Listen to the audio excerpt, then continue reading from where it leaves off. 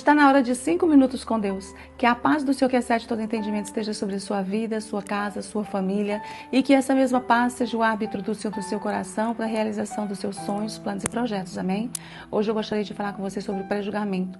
Pré-julgamento nada mais é do que um julgamento antecipado, sem conhecimento, sem fundamento, sem base, sem nenhum tipo de análise ou investigação sobre o que está acontecendo, sobre o que aconteceu ou sobre a forma de que alguém age ou é, sobre a forma que alguém fala, alguém pensa.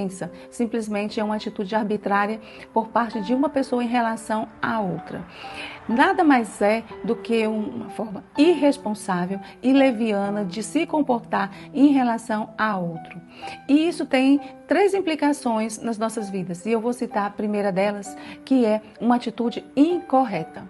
Primeiro porque quem julga é Deus. Só o Senhor tem a capacidade, tem o conhecimento e tem a autoridade para julgar a vida de alguém. Ele conhece o nosso antes, o nosso atual momento e conhece o nosso futuro. Ele sabe discernir os nossos pensamentos e a intenção do nosso coração. Só o Senhor tem essa capacidade de julgar alguém, porque Ele não pré-julga. Com tanta ciência, tanto conhecimento e tanta sabedoria, Ele pode julgar cada um de nós. E Ele fará isso no momento oportuno. Quando nós julgamos alguém, nós estamos lançando sobre a vida dessas pessoas.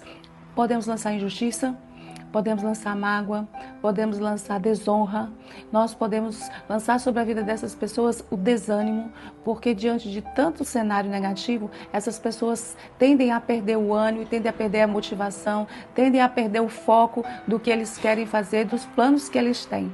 E assim eles vão caminhando cada vez mais lentamente até que eles são subjugados por esse pré-julgamento que nós lançamos sobre a vida deles. Muitas pessoas são fracas, não têm uma personalidade forte, não têm um ânimo forte e elas acabam sendo abatidas por comportamentos estranhos, incorretos, irresponsáveis, alheios, de pessoas alheias à vida delas. O segundo ponto, que também é prejudicial, é porque o Senhor nos criou distintos e cada um tem plano, cada um tem um propósito diante de Deus, cada um nasceu para ter a sua própria vida e cada um é responsável por si.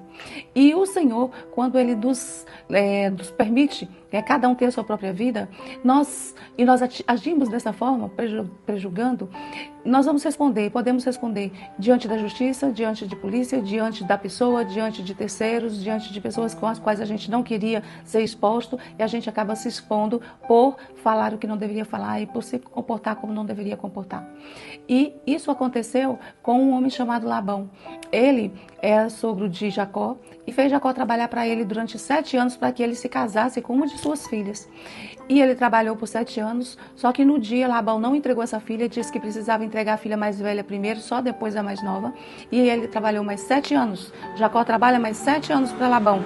E quando completa os 7 anos, então, ele está livre daquele compromisso, mas ele continua trabalhando por outros tantos anos. Mas chega um momento que, de tanto ser explorado, ele decide ir embora. E quando ele vai embora, Labão fica sabendo, vai atrás dele e já vai ali prometendo acabar com ele, prometendo mundos e fundos de destruição na vida de Jacó. Só que Jacó é um homem de Deus. E o Senhor aparece para Labão um dia antes deles se encontrarem e diz: deixe Jacó em paz. Então o Senhor nos diz a cada um de nós, quando pensamos em prejulgar, deixe fulano em paz.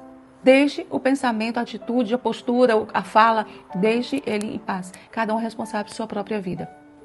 E a terceira consequência é que nós podemos perder bênçãos, podemos perder oportunidades, possibilidades, podemos perder muitas coisas quando temos esse comportamento. E isso aconteceu com o povo de Nazaré, porque em Marcos 6 vai nos falar que Jesus foi até Nazaré e lá quando chegou ele foi prejulgado pelo povo. Lá o povo disse: esse daí não é carpinteiro, filho de Maria, irmão de Judas, de Tiago, de Simão, e as irmãs dele não estão conosco?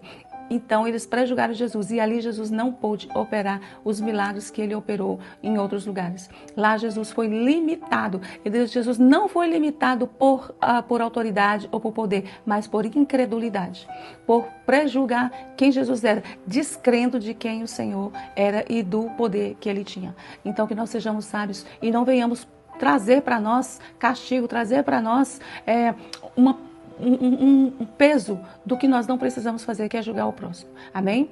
Que Deus te abençoe, que Deus sobre ti levante o seu rosto e te dê a paz.